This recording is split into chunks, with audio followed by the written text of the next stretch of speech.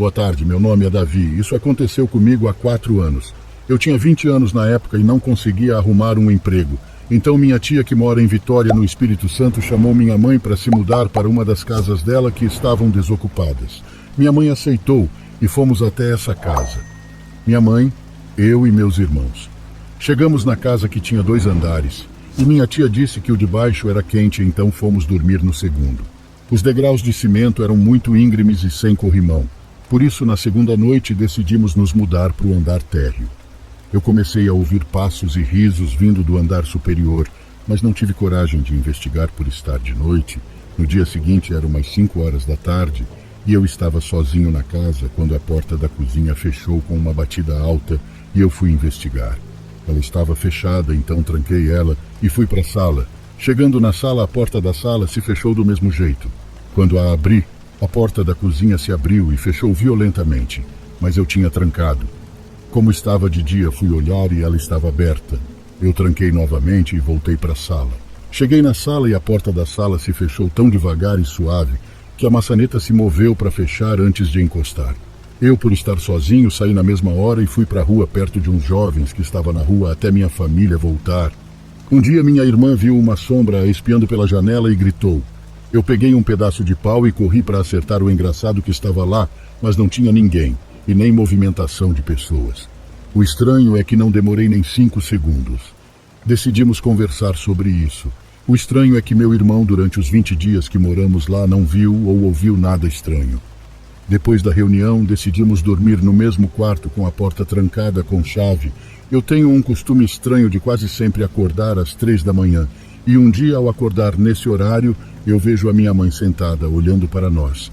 Quando ela vê que eu estava acordado, ela faz sinal de silêncio e me chama para perto dela. Quando me aproximo dela, ela diz baixinho que até agora há pouco tinha 2 homens conversando do lado de fora da janela, sentados, e que enquanto um falava, o outro assoviava, atrapalhando ela de entender o que falavam. Nesse momento, eu pedi força para Deus e fui na janela, a abri, e não tinha ninguém lá. No dia seguinte, quando estávamos dormindo, acordamos com um grito da minha irmã, que tinha levado um tapa na perna que ficou a marca de uma mão muito grande. Mas a janela era fechada com grades de ferro e a porta trancada com chave. No final dos 20 dias, o meu pai pediu para voltarmos para nossa antiga casa, porque ele não aguentava esperar eu conseguir um trabalho para ele poder vir morar com a gente. Agradecemos a Deus por isso e voltamos. No momento de despedida, perguntamos o que tinha de errado com aquela casa. O marido da minha tia começou a rir. Ele explicou que a casa pertencia ao seu único irmão que descobriu uma doença que custava muito para fazer o tratamento. Ele então ofereceu a casa para o meu tio comprar. Como meu tio era esperto, ele diminuiu o valor da casa ao valor que o irmão dele precisava do tratamento e, precisando do dinheiro, o próprio aceitou. Só que ele acabou morrendo logo em seguida, deixando a mulher e seus filhos sem nada. A mulher jogou uma praga no meu tio, dizendo que ele nunca iria dormir tranquilo, e ele afirma que todas as noites ele dormia ouvindo gente chamando ele, mas que nunca aconteceu nada grave, então não tinha problemas. Foram poucos dias naquele lugar, poucos dias que ainda me deixam assustado.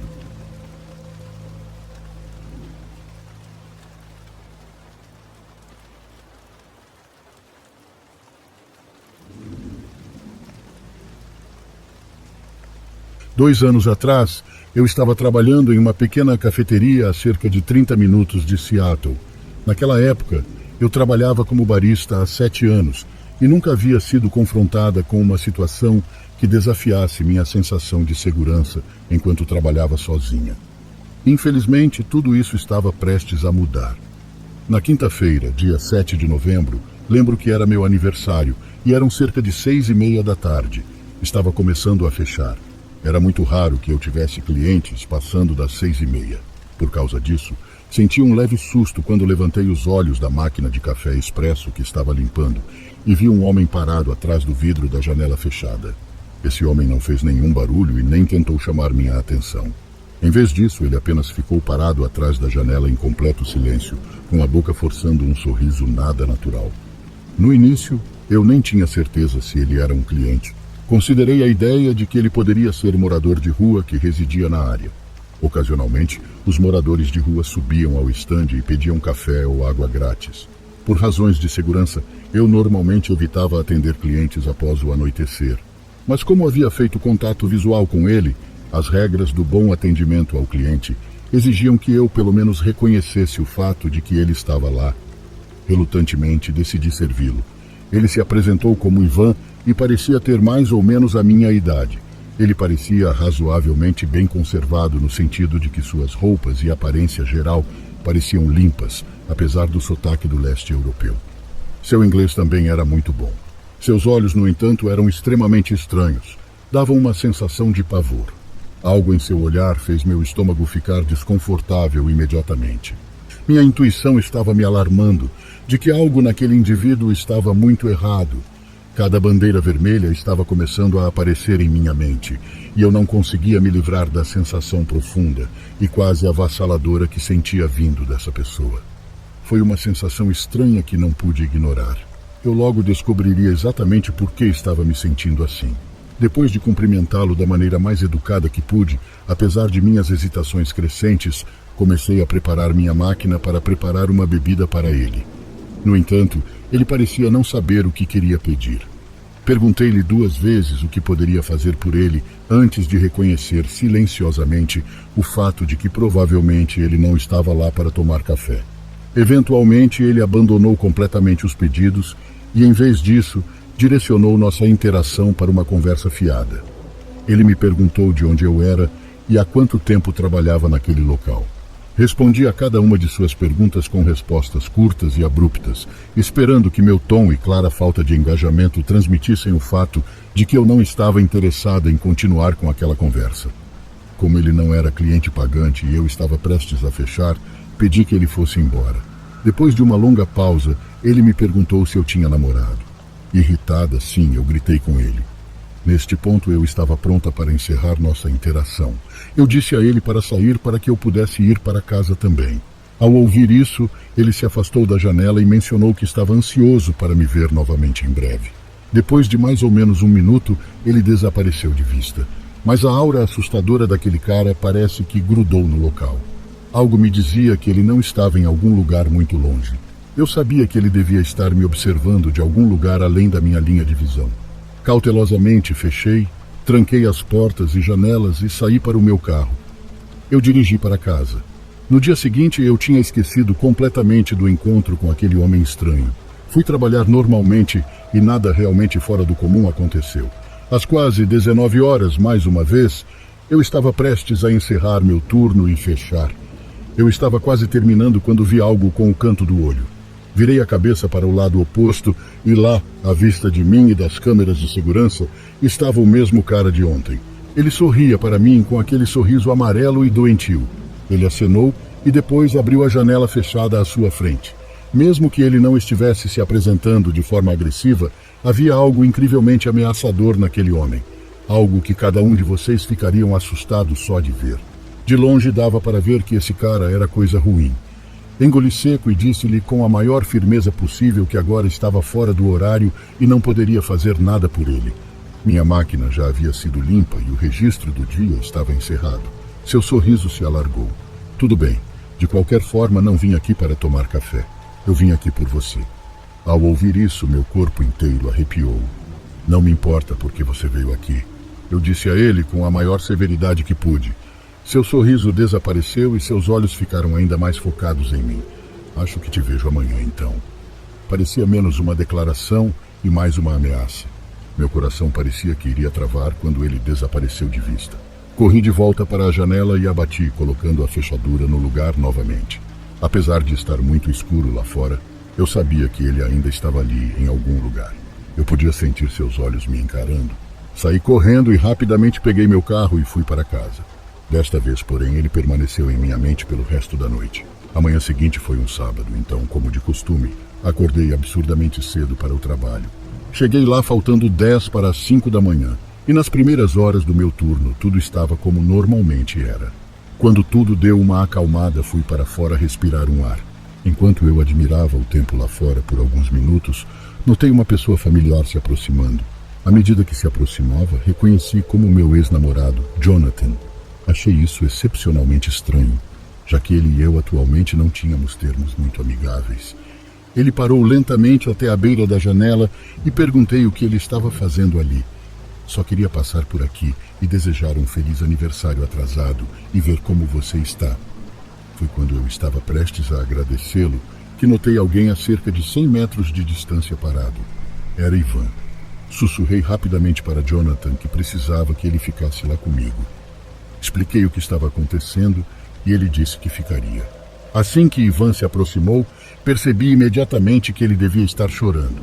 Seus olhos estavam vermelhos e cheios de lágrimas. Informei que ele precisava ir embora porque eu não iria atendê-lo. Antes de eu terminar de falar, porém, ele cortou minhas palavras. Eu não preciso mais disso. Você pode ficar com ele, ele disse. Ele jogou um passaporte russo no balcão na minha frente. Por que você não precisa mais disso? Senti uma forte pontada de pavor dentro do meu peito quando acabei entendendo o que estava prestes a acontecer ali. Nenhum estrangeiro estaria disposto a descartar ou abandonar seu passaporte, a menos que pretendesse fazer algo com absoluta finalidade e não planejasse retornar. A cara de choro que ele tinha mudou para uma expressão que eu só poderia descrever como completa e absoluta insanidade. Deus veio até mim ontem à noite em meus sonhos. Ele me disse que você seria minha esposa. Você é minha esposa agora. Ele disse isso com uma expressão que eu nem tenho palavras para descrever. Só sei que foi a coisa mais perturbadora que vi em minha vida. Fiquei ali completamente paralisada quando ele puxou uma faca enorme. Ele foi para cima de Jonathan, onde deixou a faca cair, e desmaiou Jonathan com vários socos. Eu corri para dentro nesse momento e tranquei a porta. Dentro do café tinha 4 pessoas. Eram 2 casais e um deles era um casal de idosos. Várias pessoas passavam pela rua, mas não tiveram coragem de ir para cima dele. Com Jonathan já desmaiado no chão, ele começou a chutar a porta muitas vezes. Quando ele viu que ela não iria abrir, ele quebrou o vidro da janela com um soco e entrou para dentro. Nesse momento eu estava em pânico. Não só eu, como as outras 2 mulheres no café também. Os 2 homens foram para cima dele e o idoso tomou uma facada no meio da briga. O outro rapaz estava se defendendo com a mesa e jogava contra Ivan. Tudo isso aconteceu em segundos. O homem conseguiu desarmar Ivan, que continuou a ir para cima do rapaz. Jonathan, nesse momento, levantou, e eu e as outras 2 mulheres corremos para fora. Jonathan chutou a faca para longe e me disse para pegá-la e chamar logo a polícia. Mas nesse momento, as pessoas na rua já haviam chamado. Pareceram horas antes que eles finalmente aparecessem. Foram necessárias 6 pessoas para forçar Ivan a entrar no carro da polícia. O tempo todo ele gritava que Deus o havia enviado e que ele simplesmente foi buscar o que era dele. Aquele dia foi o pior dia da minha vida. Não existe uma maneira de algo superar o que passei naquele inferno. O senhor que levou a facada ficou bem depois disso. E o homem que lutou com Ivan se machucou bastante, mas também ficou bem. Hoje em dia eu vivo à base de remédios e nunca mais voltei naquele lugar. Pedi demissão, pois não aguentava mais. Ainda tenho medo daquele cara me encontrar de algum jeito. Só espero que nunca aconteça.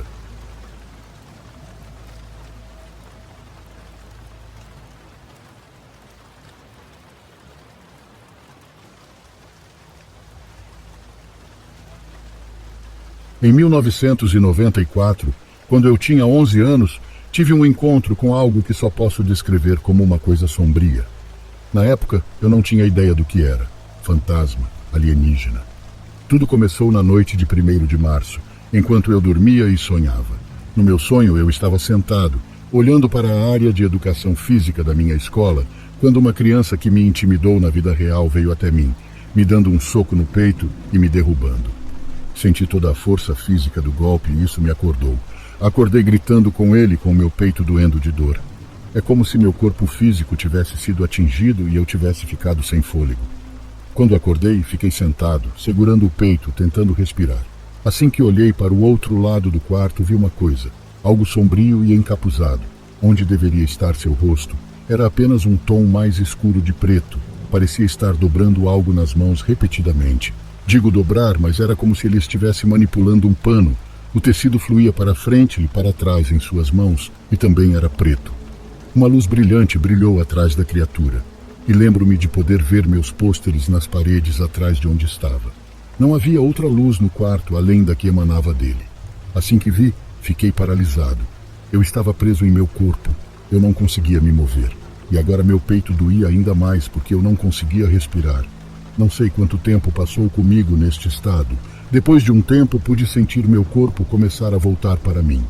No início, meus dedos dos pés começaram a se contorcer, e então uma onda de sensações voltou para mim. Finalmente consegui respirar e me movimentar. E a criatura ainda estava lá. Eu não tinha ideia do que fazer. Se eu saísse correndo, teria que passar por aquela coisa. Eu não queria que isso me tocasse novamente. Pedi a ele que fosse embora e tudo o que fez foi continuar olhando para o que estava dobrando nas mãos. Ele olhava para mim de vez em quando, como se estivesse se certificando de que eu ficaria onde estava. A última coisa que me lembro foi daquilo andando em minha direção e eu tentando gritar sem sucesso. Ele estendeu a mão sobre mim e colocou em minha testa. É tudo o que me lembro. Depois disso, acordei às 5 da manhã morrendo de sede. Depois de beber a água, fui ao banheiro e vi uma marca vermelha na minha testa, como se fosse queimado. Foi quando me lembrei do que tinha presenciado. Aquela marca foi a confirmação de que eu não estava sonhando. Peguei minhas coisas e dormi na sala o resto da noite. A marca demorou dias para sumir completamente e nunca mais aconteceu nada. Pelo menos até ontem à noite, quando eu vi a mesma coisa me olhando do batente da porta. Enquanto digito isso, fui acender a luz porque uma sensação de ser observado caiu sobre mim. Eu não sei o que fazer.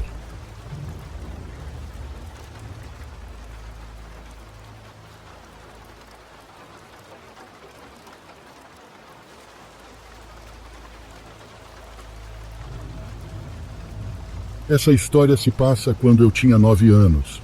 Agora tenho quase 25. Estive na casa do meu bisavô em Idaho durante as férias de Natal, visitando a família. Este também foi o primeiro ano em que o namorado da minha mãe foi conosco. Meus pais se divorciaram no verão anterior. Meu avô morava em uma pequena cidade de reserva indígena que tem cerca de 1.000 habitantes. A casa do meu avô era uma pequena casa de 2 andares que tinha muito campo e floresta.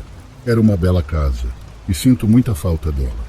De qualquer forma, cerca de um dia depois de chegarmos lá, minha tia, meu tio e meus primos, que moravam na mesma cidade que nós vieram, e nos surpreenderam dirigindo 10 horas para visitar meu bisavô, depois de nos dizer que não conseguiriam por causa do trabalho.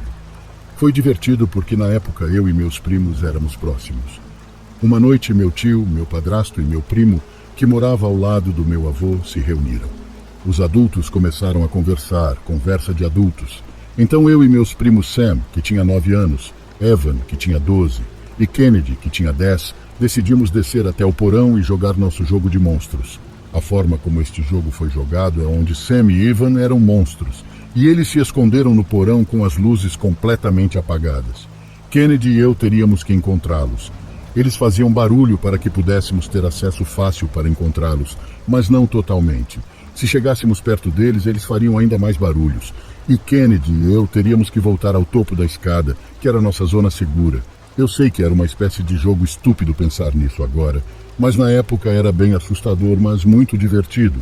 De qualquer forma, Sam e Evan desceram para se esconder e nos disseram para esperar 2 minutos antes de descer para começar a encontrá-los. Kennedy e eu esperamos 2 minutos lá em cima e depois descemos para encontrar Sam e Evan. Kennedy desceu primeiro e começamos a procurá-los. Apenas fizemos o que é normal neste jogo. Estava completamente escuro lá embaixo. A única luz lá embaixo era a lua brilhando pela janela. Embora soubéssemos que eram apenas nossos primos escondidos, ainda assim era bastante assustador, só porque estava escuro como breu e completamente silencioso. Cerca de 5 minutos depois, Sam e Evan saltam e nos assustam, e então eles nos perseguiram. Voltamos para cima e decidimos jogar outra partida. Fizemos o nosso trabalho, esperando 2 minutos, e depois descemos as escadas. Desta vez fui primeiro. Ao descermos, ouvimos Evan ou Sam baterem na parede, o que me fez pular. Continuamos descendo quando notei uma figura parada do lado de fora da janela. Parei de andar e estendi a mão para impedir Kennedy. Ele ficou um pouco irritado e disse: "Vamos, por que você está parando?" Não disse nada, mas apontei para a janela mostrando-lhe a figura. Kennedy notou a figura. Então ele sussurrou: "Sam, Evan, precisamos que vocês parem o jogo. Tem alguém do lado de fora?" Sam nos respondeu. Ele disse: "Vocês estão mentindo. Vocês só estão com medo." Eu estava começando a ficar realmente com medo. Pessoal, sério. Olhe para a janela acima da TV. Então vimos Sam e Evan emergirem de debaixo da mesa de ping-pong que meu avô tinha e eles olharam para cima. Evan apenas riu, dizendo: "Provavelmente é o tio Stan que está lá fora fumando." Eu sabia que não era meu tio Stan, porque ele sempre fumava lá fora, na varanda da frente, bem perto da porta da frente. Se vocês estão preocupados com isso, subam e verifiquem, Sam disse. Subo então para verificar. Entro na sala e todos que eu conhecia estavam lá. Não era meu tio Stan, nem meu avô, nem ninguém. Todos estavam sentados na sala. Meu estômago gelou. Definitivamente havia alguém lá fora. Eu não queria contar aos adultos, porque temia que eles não acreditassem em mim. Volto para baixo tremendo e digo a eles que estão todos na sala. Não falta ninguém. Há alguém lá fora. Sam e Evan finalmente perceberam que isso não era uma piada, e suas expressões se transformaram em expressões assustadas. Eu disse a eles para não fazerem muito barulho. Todos subimos ao topo da escada para decidir o que deveríamos fazer. Claro, Sam e Evan estavam dando ideias idiotas, como atirar no cara ou algo assim. Não queríamos contar aos adultos, então ficamos no topo por 5 minutos. Depois descemos novamente. Quando descemos, a figura havia desaparecido. Presumimos que a figura simplesmente saiu e seguiu seu caminho. Decidimos que não queríamos mais brincar. Acendemos a luz do porão e, quando acenderam, notamos que a janela estava aberta. Olhei para os móveis e meu coração parou. Havia um homem de 40 e poucos anos sentado em uma das poltronas olhando para nós. Estávamos com tanto medo que ficamos ali congelados. O cara começou a sorrir, todo assustador para nós. Ele então começou a se levantar e eu gritei. Subimos as escadas correndo e batemos a porta do porão. Fomos para a sala, contando em desespero para nossa família que havia um homem lá embaixo. Um dos meus tios pegou uma das armas do meu avô e desceu as escadas. Meu tio voltou depois de alguns minutos e disse que não havia ninguém lá embaixo. Então presumimos que ele saiu pela janela e correu. Os adultos acreditaram em nós quando dissemos que havia alguém lá embaixo, porque lá fora havia pegadas na neve e elas levavam à entrada da garagem do meu avô. Nada foi roubado lá embaixo, então isso foi bom. Estávamos todos com tanto medo que simplesmente sentamos com nossas mães. Naquela noite, quando fomos dormir, eu ainda estava com medo, então dormi na cama com minha mãe. Meus primos e eu nunca mais brincamos naquela área do porão. Meu avô faleceu em outubro de 2017 e eu sinto muita falta daquele cara. Desde aquele incidente em sua casa, sempre tive medo de entrar sozinho em qualquer porão, mesmo sendo mais velho.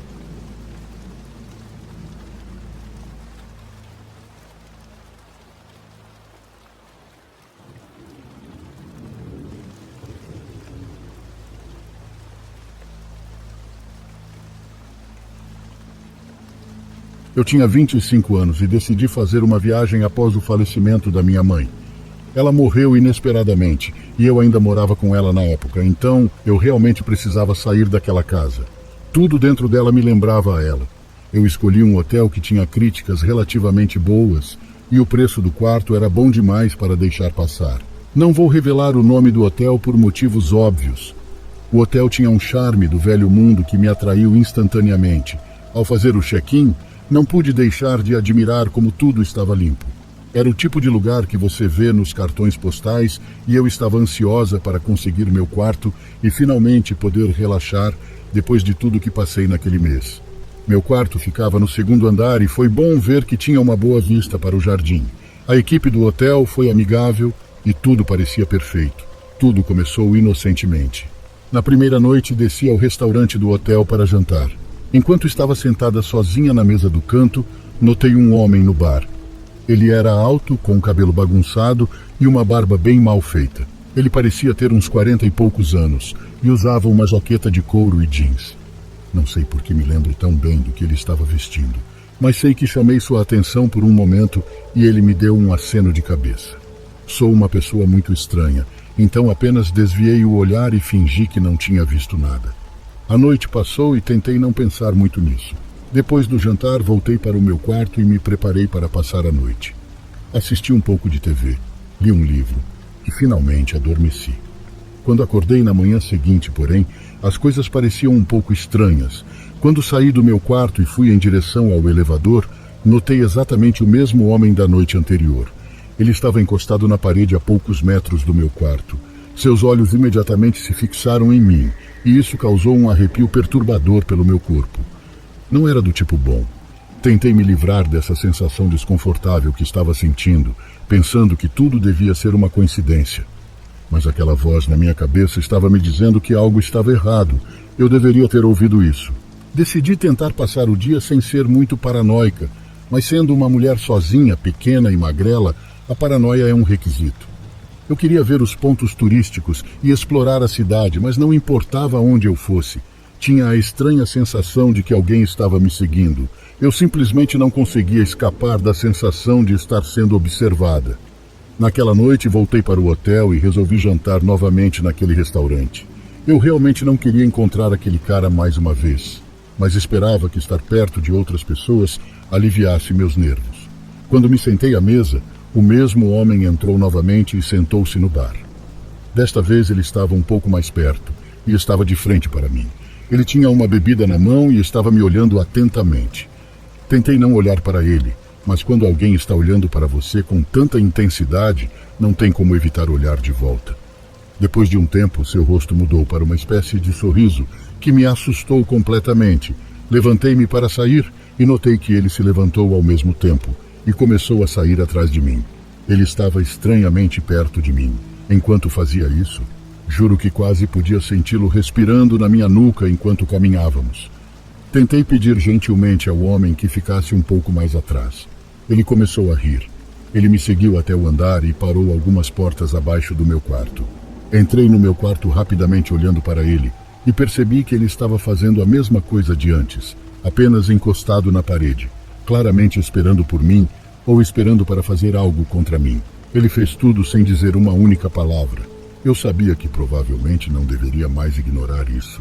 Decidi falar primeiro com os funcionários do hotel sobre a situação, antes de pensar em chamar a polícia. O homem não tinha feito nada contra mim até aquele momento, então duvido que iriam fazer algo para sanar essa situação. De qualquer maneira, expliquei meu desconforto e o fato de ter visto o homem vagando perto do meu quarto várias vezes e que ele parecia estar me seguindo. Eles foram compreensivos e me garantiram que ficariam de olho nas coisas. Nos dias seguintes, fiquei perto do hotel e dentro do meu quarto. Na maior parte do tempo, até considerei encurtar minha viagem, mas não queria deixar o medo ditar minhas escolhas. Esta deveria ser a minha hora de me curar e eu não queria deixar algum estranho estragar isso. Infelizmente, todos os dias que estive lá, havia aquele cara. Às vezes ele estava esperando no saguão, outras vezes no corredor ou outras vezes do lado de fora do meu quarto. De vez em quando ele ia ao restaurante e até conseguia aparecer na academia nas poucas vezes em que decidi malhar aleatoriamente. Era como se ele estivesse jogando um jogo de gato e rato comigo. Fiquei cada vez mais paranoica, olhando constantemente para os lados. Aquele cara estava me deixando maluca. Me perguntava quando e onde ele apareceria em seguida. Uma noite, depois de estar lá há cerca de uma semana, voltei para o meu quarto depois do jantar e fiquei travada ao descobrir que um bilhete havia sido colocado em cima da minha cama. A caligrafia quase parecia apressada e pouco legível. Tudo o que dizia era: "Eu estou observando você." Meu coração disparou enquanto lia aquela nota repetidas vezes. Eu sabia que tinha que ter vindo dele. Liguei imediatamente para a recepção e relatei aos funcionários, que me disseram que estavam levando a situação muito a sério. Eles me aconselharam a trancar a porta, ficar no quarto e esperar que verificassem as fitas de segurança. Eles me garantiram que encontrariam o homem e envolveriam a polícia, se necessário. Fiquei sentada no meu quarto, esperando ansiosamente que alguém me dissesse que o homem havia sido expulso, ou mesmo que havia sido preso, que eu ficaria bem. De alguma forma, os minutos se transformaram em horas e a sensação de pavor só se intensificou. Chegou ao ponto de eu imaginar ele fazendo coisas terríveis contra mim, e até achar que ele estava dentro do quarto comigo. Quase parecia que eu estava sendo caçada. Finalmente, uma batida na minha porta quebrou o silêncio. Era o gerente do hotel junto com o segurança. Eles me informaram que haviam encontrado o homem e que ele estava sendo escoltado para fora do local. Eles me garantiram que ele não teria permissão para voltar ao hotel e que estavam envolvendo a polícia, pois depois de o homem ir embora, acharam algumas coisas horrendas em seu quarto, 2 DVD contendo conteúdo sexual infantil. Mais tarde também fui contatada por um detetive que me informou que o homem havia sido preso e que encontraram muitas fotos minhas junto de toda a nojeira que ele tinha em sua mala. Olhando para trás, esta experiência ensinou-me a importância de confiar nos meus instintos e agir quando me sinto insegura. Só espero que esse monstro pague por tudo da pior forma possível.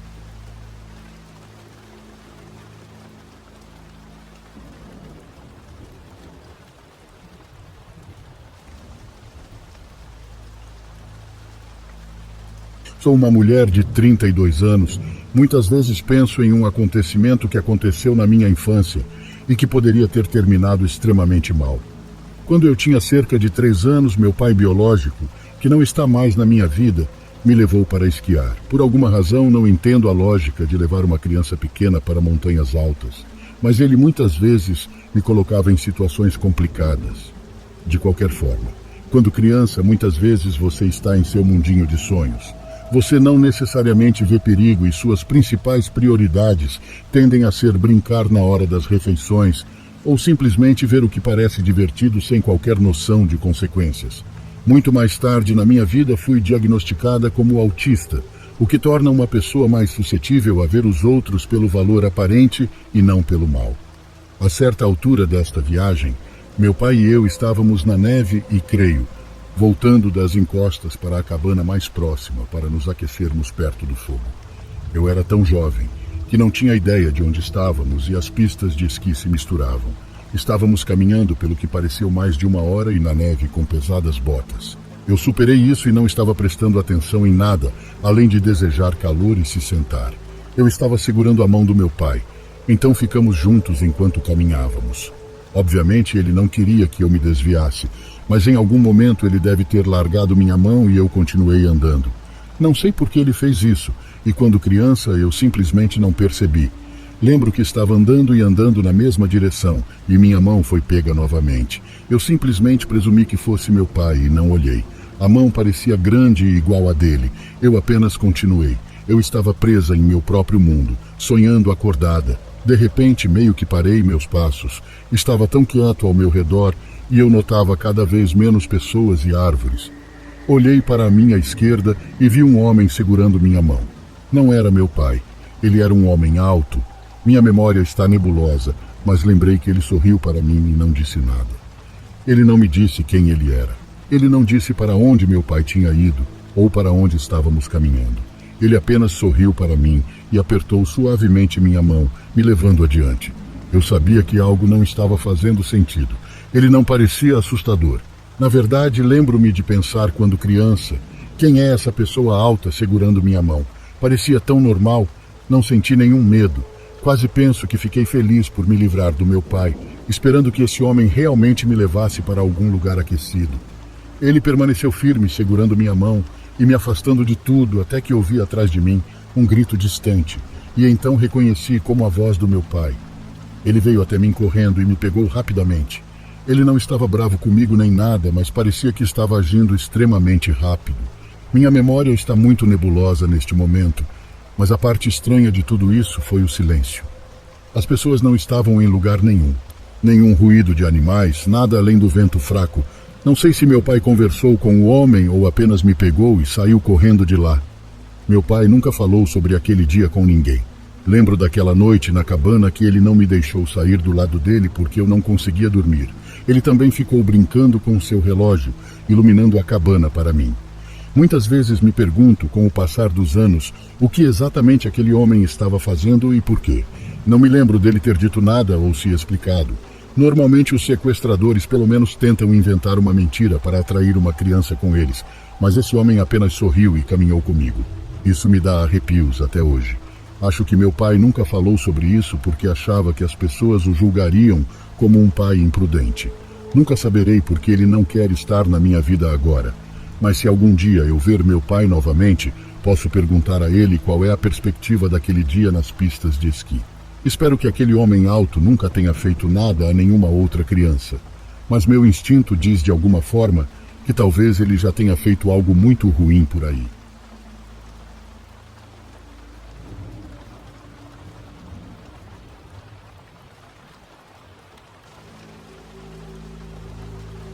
Deixe-me contar a história do meu amigo de infância mais próximo.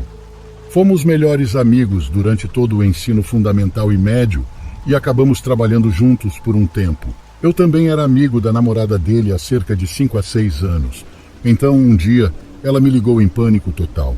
Ele arrumou todas as coisas dela, colocou-as na porta do apartamento e disse que ela teria que ir embora até o final da semana. Ela não tinha ideia de onde veio a separação. Ele não estava agindo de forma estranha nem nada antes da decisão repentina. e ela queria saber se ele havia mencionado alguma coisa para mim sobre isso. Eu mal tinha falado com ele nos dias anteriores à sua namorada me ligar, e imaginei que ele estava apenas ocupado com o trabalho ou algo assim, mas prometi que ligaria para ele para tentar descobrir o que estava acontecendo. Então liguei para meu amigo, esperava algo diferente nele, mas ele parecia bem. Então perguntei a ele sobre o rompimento repentino, e ele meio que suspirou antes de me explicar. Para encurtar a história, ele conheceu uma garota online e ela queria morar com ele, e foi isso. Ele sabia que sua agora ex tinha um lugar para ficar porque ela ainda era próxima dos pais que moravam no subúrbio. Então ele não se sentiu culpado por dar a ela alguns dias para ir embora. Eu sei que as pessoas se separam, e às vezes há muita coisa acontecendo nos bastidores que você não vê, mas a coisa toda me pareceu muito fora do personagem. Quando conheci sua nova namorada, pude entender o que ele via nela. Ela simplesmente era o tipo dele. Eles pareciam iguais em tudo. Então, por mais que eu achasse que o rompimento repentino ainda era meio cruel, eu apenas tentei ficar feliz por ele e não estragar nada. Mas então, muito rapidamente, ficou óbvio que o relacionamento deles era volátil. Eles brigavam de forma brutal o tempo todo. Em várias ocasiões ele me disse que eles haviam terminado e chegou ao ponto em que ela o expulsou de seu próprio apartamento. Porém, alguns dias depois eu ligaria para ele e eles voltariam a ficar juntos. As coisas permaneceram assim por um bom tempo. Em certo momento, eu não sei porquê, mas comecei a não gostar e ter um pressentimento ruim vindo daquela garota. E então finalmente recebi uma ligação do meu amigo por volta das 2 da manhã, e ele parecia muito mal. Ele não estava chorando nem nada, apenas estava bem quieto e estranho. Quando ele perguntou se poderíamos conversar, eu disse que sim, presumindo que ele se referia pelo telefone. Mas ele estava lá fora, em seu carro, no estacionamento do meu prédio. Perguntei se ele queria subir e ele disse que não podia, mas depois perguntou se eu poderia encontrá-lo lá embaixo para conversarmos no estacionamento. Imediatamente penso que algo estranho está acontecendo, porque nos encontraríamos em território neutro, quando poderíamos apenas estar aquecidos na minha sala. Mesmo assim, digo a ele que, claro, depois desço para conversar. Quando saio, ele parece estar em frangalhos. Parecia não dormir há pelo menos uma semana. Quando ele finalmente encontrou palavras para me contar o que tinha acontecido, meu queixo quase caiu no chão. Eles tiveram uma discussão, que ficou bastante acalorada antes de se tornar física. Ele me contou que chegou em seu apartamento e encontrou sua namorada desenhando coisas satânicas na parede com o que parecia sangue. Essa era a segunda vez que isso acontecia. Porém, dessa vez ela desenhou por toda a casa. A gota d'água foi quando, atrás do sofá, ele encontrou um gato morto. Eles começaram a discutir, e ela começou a falar várias coisas estranhas no meio disso. Ela bateu nele, cuspiu nele, o arranhou, jogou coisas nele. O tempo todo ele estava apenas empurrando-a para longe, tentando mantê-la longe dele, enquanto ela gritava coisas horrendas. De repente ela dá as costas e vai embora como se nada estivesse acontecendo. Mas então ela volta momentos depois com uma faca na mão. Ela deu um bom golpe nele, e ele me mostrou o ferimento também. Era um corte raso na barriga que ele cobriu com algumas bandagens, mas então ele me contou o que aconteceu a seguir e meu coração doeu. Ele não necessariamente me contou o que aconteceu porque alegou que não conseguia se lembrar. Ele só sabia que quando finalmente recuperou a consciência, como ele disse, percebeu o que estava acontecendo. A namorada dele estava morta. Então descobri por que ele não queria que eu entrasse em seu carro. E foi pela mesma razão que ele não queria conversar no meu apartamento. O corpo da namorada dele estava no porta-malas. Ele não sabia mais o que fazer, então empacotou-o em seu saco de dormir e decidiu se entregar na delegacia de polícia mais próxima. A razão pela qual ele passou na minha casa foi porque queria se despedir. Eu não tinha ideia do que mais fazer. Tentei abraçá-lo e disse que sempre estaria ao seu lado e então... Eu sei que isso é uma bagunça. Eu sei que ele acabou de matar uma garota, mas honestamente não consegui fazer mais nada. Eu meio que queria voltar para dentro, porque ouvir que ele tinha acabado de tirar uma vida literalmente me fez sentir como se estivesse prestes a ter um ataque de pânico. No final, acho que voltei ao hábito e tentei ser amigo dele uma última vez. Eu o visitei algumas vezes, mas sempre parece haver cada vez menos o cara que eu conhecia, e cada vez mais esse outro cara que olha para mim como se houvesse uma parte dele que me odeia. Talvez não sejamos mais as mesmas pessoas. Talvez nossa amizade tenha acabado, como muitos tendem a acontecer. mas às vezes imagino como as coisas poderiam ter sido. Jantares de casais com nossas esposas, levar nossos filhos para jogar futebol juntos. Mas em vez disso, ele está apodrecendo em uma cela de prisão. Da última vez que eu o visitei, ele me contou que desde que chegou à prisão, tem algo que o atormenta dia e noite.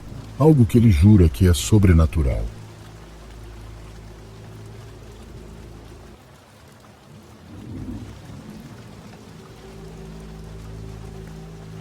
Meu nome é Anastácia, e há alguns dias aconteceu algo que me deixou doente. Mudamos para uma cidade da costa leste há cerca de 1 ano para ficar mais perto da família. Tão perto que minha tia, o marido dela e meus primos ficam a apenas 10 minutos de caminhada da minha casa. Eu estava indo até a casa da minha tia para passear um pouco. Minha mãe odeia quando fico sozinha a maior parte do dia, porque moramos literalmente no meio do nada. Então passo um tempo na casa dela e estou realmente aproveitando meu tempo. Estava frio, mas silencioso e estranhamente lindo. Voltei para minha casa, alimentei meus filhotes e os 2 pássaros e conversei com um amigo. Eu estava conversando com ele e fazendo tarefas domésticas. E admito que estava falando alto e rindo ao tirar o lixo das latas na lateral da minha casa. Volto para dentro e deito na cama, ainda conversando quando meu pássaro começa a chamar alguém. Agora quem já teve um papagaio sabe que ele tem ruídos distintos em determinados momentos. Ela está na minha família há 40 anos e comigo a vida toda. Então eu sabia que o som era de alarme ou intriga. Eu ignorei isso quando ela se viu no reflexo da janela e voltei a conversar com meu amigo. Levanto-me para pegar água e estou de costas para a porta de vidro deslizante, felizmente trancada, e meu amigo está sem fôlego. Fiquei confusa com isso e ele me diz: "Volte para o seu quarto agora." Eu zombei, mas então vejo isso na visão da minha câmera. Há um homem com o rosto e as mãos pressionadas contra a porta de vidro. Ele era um cara branco de meia idade, com uma camisa cinza, calças escuras e um sorriso macabro no rosto. Meu amigo me disse para não olhar para ele. Eu estava tremendo tanto que cheguei a quase chorar. Decidi trancar a mim e aos meus cachorros no armário. Meu papagaio estava enlouquecido. Inglês não é minha primeira língua e é ruim quando fico nervosa. Então volto para minha língua nativa que ele não conhece. Felizmente, meu amigo assume o comando e me diz que chegará em 20 minutos e que chamou a polícia. Estou pensando que posso correr até o quarto da minha mãe e encontrar a arma para que, se o cara entrar em casa, eu possa abrir um buraco nele. Estou pensando em me levantar quando ouço batidas na minha janela. É lento e intencionalmente assustador, e meu cachorro começa a latir. Nesse momento, a única coisa que passou pela minha cabeça era que eu iria morrer. Eu estava travada, eu não conseguia nem respirar direito. Estava em completo ataque de pânico. Era uma adolescente sozinha em casa. Foi quando veio em minha mente que minha tia deveria estar prestes a sair para o trabalho naquele momento e eu mando uma mensagem rápida para ela. "Tia M, há um homem na minha janela. Por favor, me ajude." As batidas pararam e acho que acabou quando percebo algo que faz meu coração parar no estômago. Talvez eu tenha deixado a porta da frente destrancada quando tirei o lixo. Felizmente, as batidas voltam para minha janela e só posso fechar os olhos e torcer para que alguém chegue aqui rápido. Nem 10 segundos depois, ouço os passos irem para trás da casa. Minha tia chega cerca de 5 minutos após isso e ouço tiros na parte de trás de casa. Ela nem mesmo esperou para saber quem era, pois quando chegou ao fundo da casa, encontrou o homem que eu havia falado. Desculpa a palavra, mas ele estava se masturbando com uma foto da minha família na mão. Minha tia deu um tiro em sua perna e ele saiu correndo pelo campo de milho atrás de casa. Meu amigo chega pouco tempo depois e a polícia chega uns 10 minutos após ele chegar. A polícia rondou todo o campo atrás desse homem, mas nunca o achou. Seguiram até uma marca de sangue, mas ela não levou a lugar nenhum. A única chance de ter pego ele era se ele fosse até um hospital para cuidar de seu ferimento, mas nem isso ele fez. Nunca o pegaram e meu medo até hoje é que ele volte. Meu maior arrependimento era minha tia não ter dado um tiro na cara dele.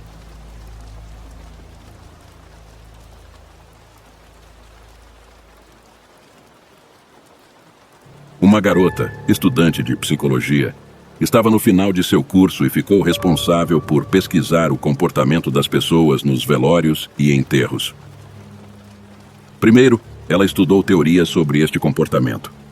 Mas depois a estudante resolveu partir para a prática, visitando discretamente velórios e enterros de estranhos. O primeiro velório foi de um senhor de idade que tinha sido um professor famoso. Esta cerimônia foi cheia de pompas e discursos. Porém, uma pessoa em especial chamou a atenção da estudante. Era uma idosa de cabelos brancos, vestida de preto, com uma mantilha negra e antiga na cabeça. A primeira vez que a estudante olhou para esta mulher, teve a impressão de que esta velhinha não tinha pernas e que flutuava.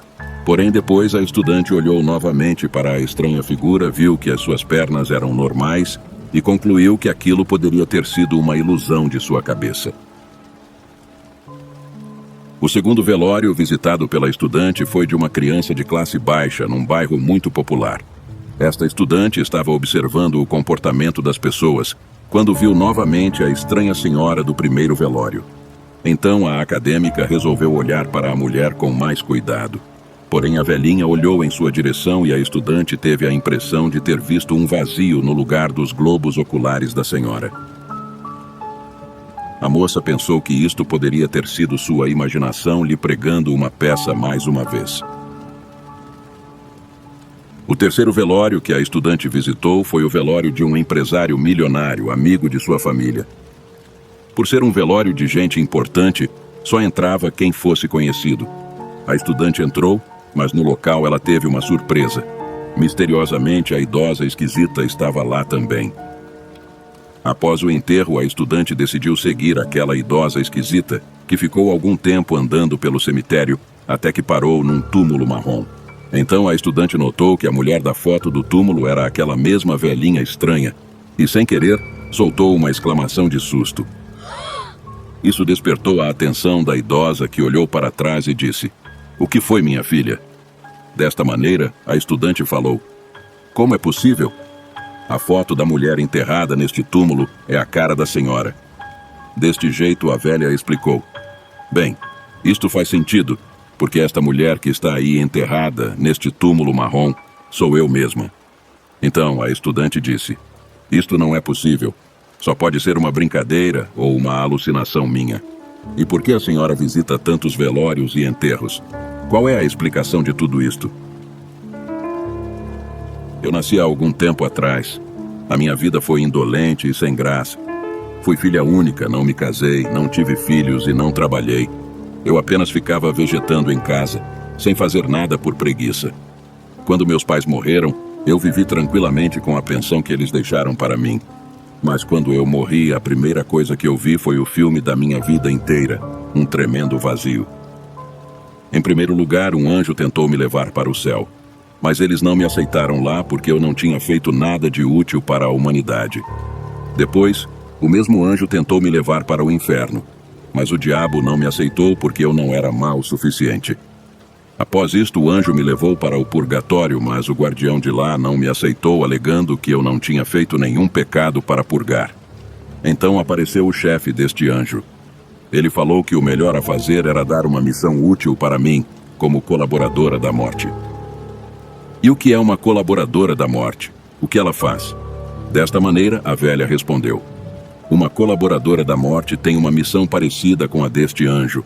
Quando alguém morre, ela coloca o filme da vida desta pessoa falecida para a pessoa ver, e guia a sua alma até muitos lugares como o céu, o purgatório e o inferno." Após escutar tudo isto, a estudante desmaiou. No hospital, ela contou a história para os enfermeiros, e em seguida, disse que estava vendo o filme da sua vida, diante dos seus olhos.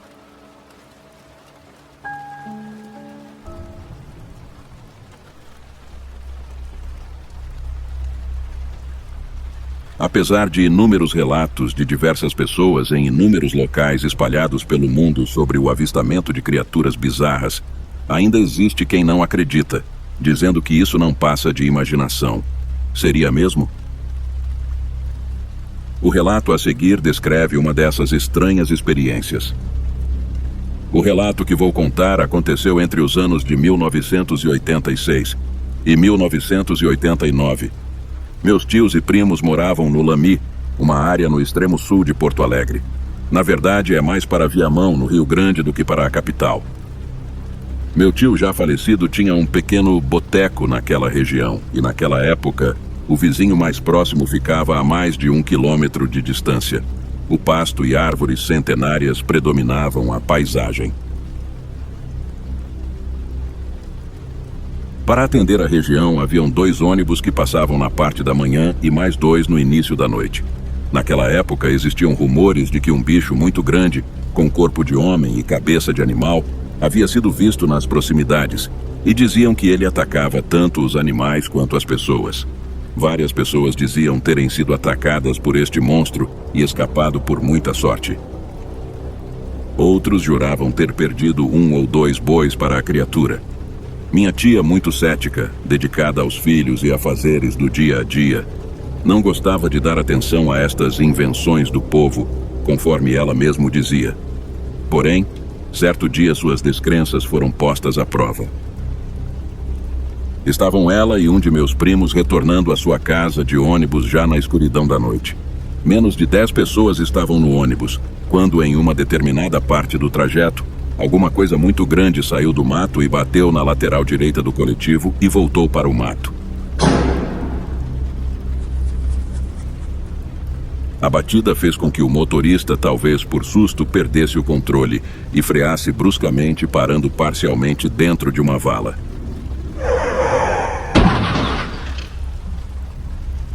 Apesar do susto, não houve feridos, mas as pessoas se assustaram muito com aquele acontecimento. Com o fato, o motorista se irritou muito e saiu do ônibus resmungando e xingando, indo verificar o estrago e ao mesmo tempo chamar ajuda. Por estarem no escuro e ainda muito longe de casa, todos ficaram em seus lugares. Poucos minutos após a saída do motorista, todos ouviram um grunhido estranho, o qual não poderia ser de algum animal ou ser humano, segundo as testemunhas contaram.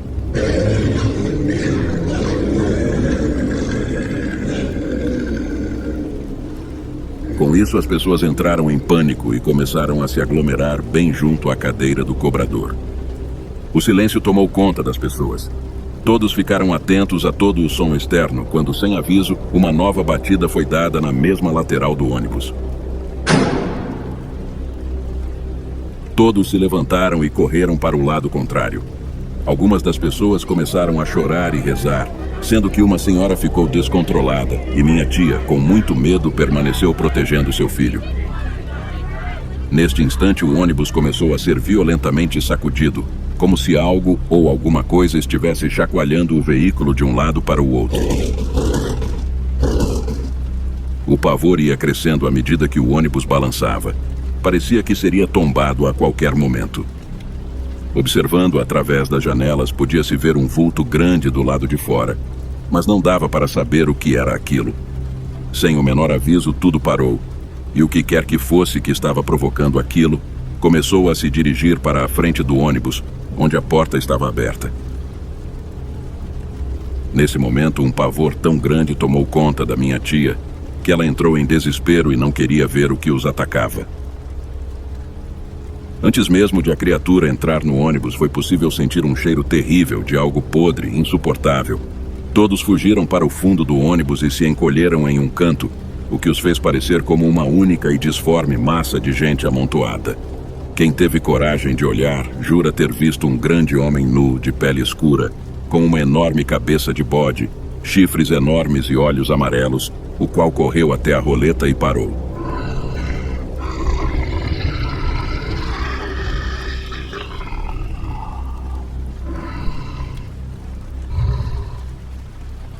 Ficou alguns segundos forçando e bufando raivosamente para em seguida dar as costas, descer do ônibus e desaparecer no mato.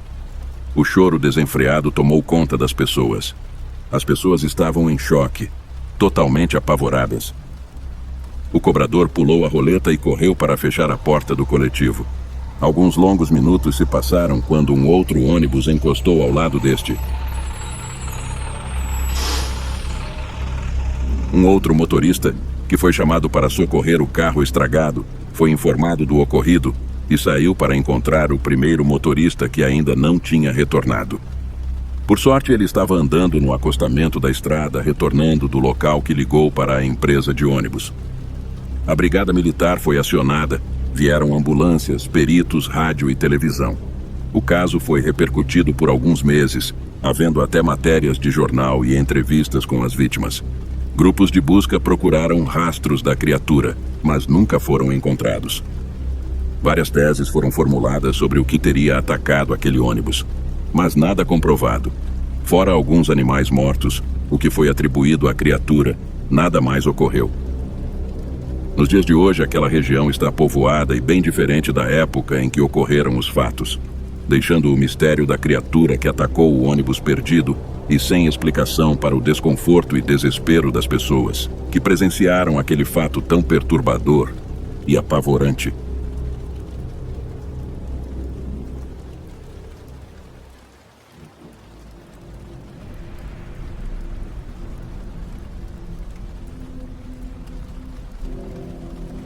Dizem que a assombração só aparece para quem tem medo. Lê do engano. O relato que contarei a seguir mostrará que não é preciso ser medroso para presenciar situações sobrenaturais. Os nomes com certeza estão trocados. Silvestre era um grande amigo da nossa família, era sozinho no mundo. Apesar de já estar na casa dos 60, nunca havia constituído família. E digamos que a nossa família meio que o adotou, ou seria o contrário.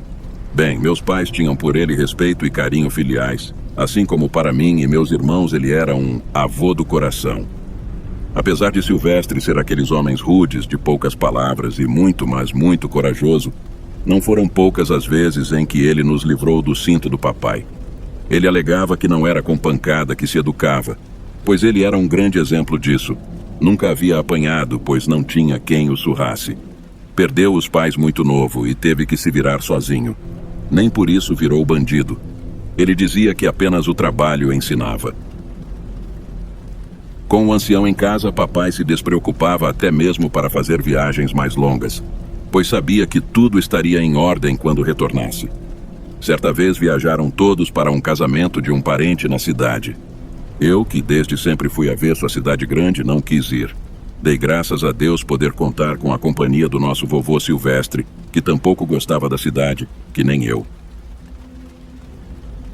Em nossa primeira noite, solitários ali em nosso sítio, que, diga-se de passagem, ficava em uma parte bastante isolada daquele vilarejo, chamei Silvestre para irmos jogar dominó na sede da comunidade, uma espécie de centro de eventos daquele lugar. Como a caminhada da nossa casa até a sede duraria cerca de aproximadamente 1h30, Silvestre disse que se sentia um pouco cansado e que ficaria em casa ouvindo seu radinho a pilha. Como eu estava naquela fase do auge da paquera, não poderia perder uma boa noitada de dominó. Era meu pretexto para estar perto das meninas. Em casa, Silvestre jantou. Em seguida, armou sua rede no local de costume, próximo à porta que dava acesso a uma das varandas da casa. Ligou seu radinho e começou a escutar a programação da Rádio Nacional de Brasília.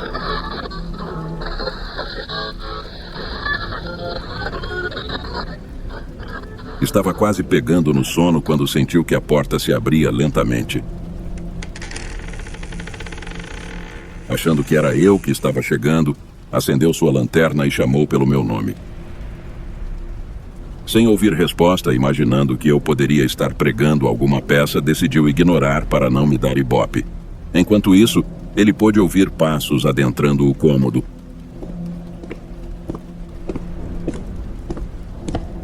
Os passos se aproximavam cada vez mais da sua rede, e ele, ainda achando que fosse a minha pessoa, fingia não estar escutando nada. Até que, pela iluminação bruxuleante do farol a gás que estava aceso do lado de fora, na varanda, ele pôde ver que a figura que havia adentrado o cômodo era de estatura bem maior que a minha. Não poderia ser eu. Levantou-se num pulo, achando que poderia ser um ladrão. Rapidamente apalpou sua algibeira em busca do seu canivete, mas a figura saiu em direção à parte exterior da casa. Silvestre seguiu atrás. Ele queria dar um corretivo naquele invasor. E quando percebeu seus passos pegando o caminho que levava à mata que ficava na parte de trás da casa, partiu em disparada atrás da criatura. Numa das mãos a lanterna e na outra o canivete. Ele iria alcançar aquele invasor e ele iria pagar pela afronta, pensava Silvestre consigo mesmo. Mas por mais rápido que Silvestre caminhasse, não conseguia alcançar o suposto invasor. Ele fazia sinais de que não andava tão depressa. mas incrivelmente Silvestre não o alcançava. Conforme iam mata adentro, Silvestre não se deu conta de que aquilo poderia ser algo sobrenatural, com certeza por conta da coragem que era para ele como um troféu a ser exibido. Em certo momento, um assovio profundo pôde ser ouvido.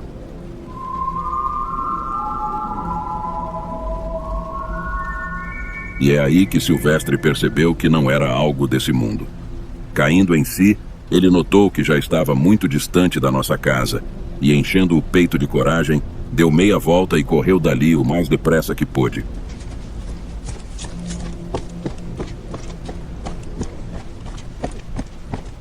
Aquele homem de 60 e tantos anos nunca havia conhecido o sentimento chamado medo, mas naquela noite ele sentiu. Chegou em casa, apanhou sua rede e correu para longe dali. Seu medo era tanto que nem pensou que eu logo chegaria e dormiria sozinho. E foi o que aconteceu. Cheguei em casa e, como não o encontrei, imaginei que ele estaria pescando ou algo assim. Dormi tranquilamente, sem nada fora do normal. No dia seguinte, Silvestre foi para me ajudar nos afazeres do sítio e me contou o que viveu na noite anterior e até se desculpou por ter partido tão depressa. Mas precisava fazer isso. Ele me chamou para ir dormir na casa do meu tio, onde ele passou a dormir todas as noites a partir daquele dia. Eu, como sou prevenido para essas coisas, aceitei. Eu é que não queria que aquela coisa me achasse ali sozinho. No entanto, não houve mais nenhuma aparição semelhante com aquela naquele sítio. Estranhamente, Silvestre faleceu 2 meses após aquele episódio.